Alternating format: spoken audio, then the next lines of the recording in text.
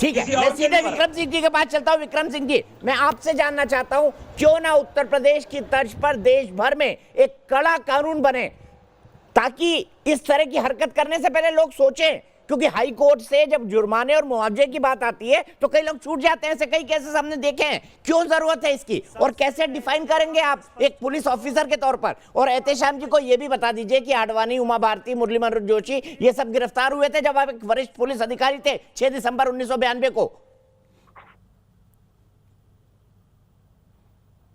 बिल्कुल सही कहा दीपक जी आपने। मैं डीआईजी मुरादाबाद था जब ये घटना हुई थी, तो जितने चोटी के नेता थे उनकी गिरफ्तारी करके जेल भेजे गए थे, और जो शीर्षस्थ नेता जिनका आप नाम ले रहे हैं वो माता टीला टेम्पररी जेल में नजरबंद किए गए थे, झांसी के पास। मनमाने तरीके से तथ्य न प्रस्तुत किए जाए।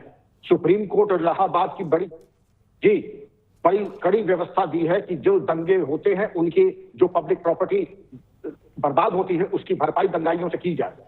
हमारे 2 एक्ट ऐसे हैं, यूपी गैंगस्टर्स एक्ट और मकोका, जिसमें यह भी प्राविधान है कि चल अचल संपत्ति पूरी।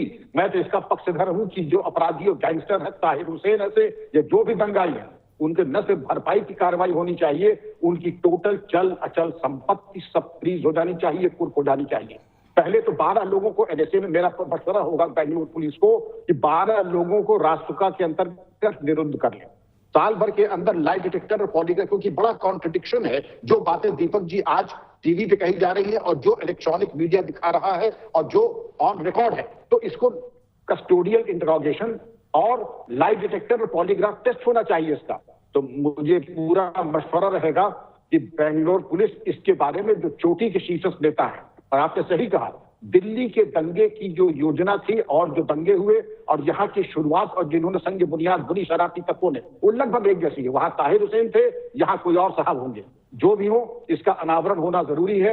120 करोड़ रुपए बाहर से आए थे आपत्तिजनक पीएफआई के पास, जिनका दफ्तर शाहीन बाग के पास है, और इसका अनावरण ईडी और एनआईए कर रही है। मुझे पूरी उम्मीद है कि जो भी शरारती तत्व हैं उनके विरुद्ध ऐतिहासिक कार्यवाही बिना किसी उदारता का परिचय दिए हुए, और जो जो संलिप्त है उनके खिलाफ ऐसी कार्रवाई हो, चाहे हमारे राजनीतिक मित्र हो, चाहे पुलिस के मित्र हो, चाहे जो भी उनके समर्थक और सहयोगी हो। धारा 120 भी आईपीसी के अंतर्गत उनके खिलाफ भी वही ठोस कार्रवाई हो जो आतताइयों, दंगाइयों और अपराधियों के विरुद्ध होनी है। कानून बहुत जरूरी है, लेकिन सख्ती से इम्प्लीमेंटेशन सारी चल अचल संपत्ति कुर्क होनी चाहिए। हमने कभी भी दीपक जी अपने को असहाय नहीं समझा। एक दफा जब कार्रवाई कर दी तो जहां रहता था वहां पे दंगा वंगा होने की कोई गुंजाइश नहीं होती थी, क्योंकि या तो दंगाई रहेगा या मैं रहूंगा। बिल्कुल सही सोच, और यही सोच पुलिस की होनी चाहिए।